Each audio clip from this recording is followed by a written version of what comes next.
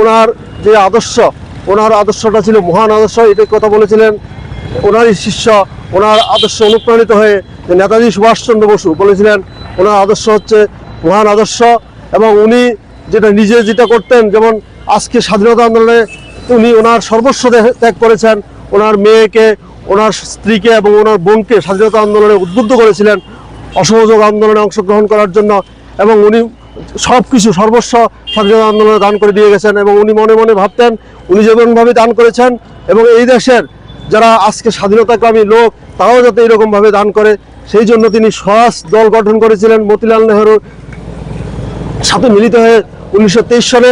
এবং সারা দেশে যাতে আইনসভায় সংখ্যাগরিষ্ঠতা অর্জন করে ইংরেজদের বিরুদ্ধে স্বরাজ আন্দোলনকে শক্তিশালী করা যায়, এই জন্য স্বরাজ পার্টি গঠন করেছিল। এবং ওয়েস্ট বেঙ্গলে, পশ্চিমবাংলায় এই স্বরাজ পার্টি বিস্তার লাভ করেছিল এবং পৌর ভোটে 75টি আসনের মধ্যে 55টি আসন পেয়ে এই স্বরাজ পার্টি জয়লাভ করেছিল এবং উনি মেয়র পদে নির্বাচিত হয়েছিলেন।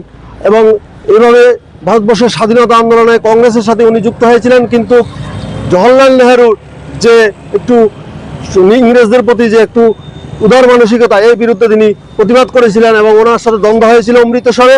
পরবর্তী সময়ে লোকনাথ লাজপত রায়ের তত্ত্বাবধানে জওহরলাল নেহরুর সাথে ওনার স্বাভাবিক সম্পর্ক হয়েছিল এবং উনি শেষ দিন পর্যন্ত এই আন্দোলনকে কীভাবে শক্তিশালী আন্দোলন করা যায় এবং হিন্দু মুসলমানের যে বিভেদ ছিল এই বিভেদ যাতে দূর করা যায় তার জন্য তিনি হিন্দু মুসলমানের যে নেতারা যারা জেলে বন্দী ছিলেন তাদেরকে একসাথে রেখে একসাথে খাওয়া, একসাথে বিভিন্ন রকমের সামাজিক কাজকর্মে অংশগ্রহণ করার জন্য উদ্বুদ্ধ করেছিলেন। এবং ভারতবর্ষে যাতে ইংরেজ শোষণ থেকে মুক্ত হয়ে একটা শোষণহীন সমাজ গঠন করা যায় তার জন্য তিনি ওনার জীবন বলিদান করেছিলেন।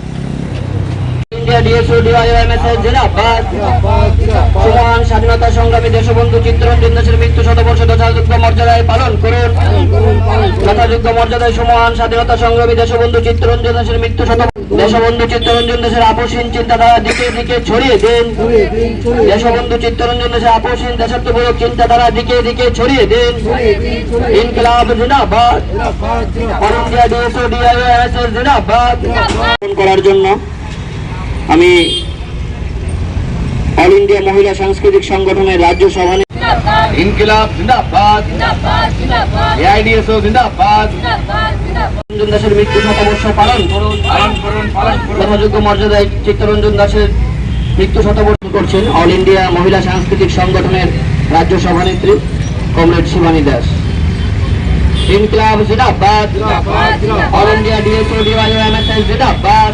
লংতরাই গুঁড়ো মশলা হোক বা সর্ষের তেল, আমার দেশের প্রোডাক্ট, দেশের স্বাদের আনন্দ লংতরাই। লংতরাই, রান্নায় তোমাকে চাই।